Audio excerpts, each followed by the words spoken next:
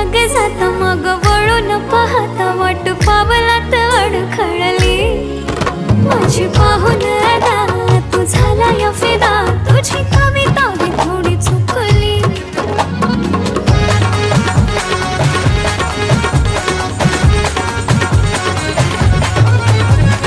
डोळ्यात काजळ ओठावर लाली प्रेमाचं फुल हसली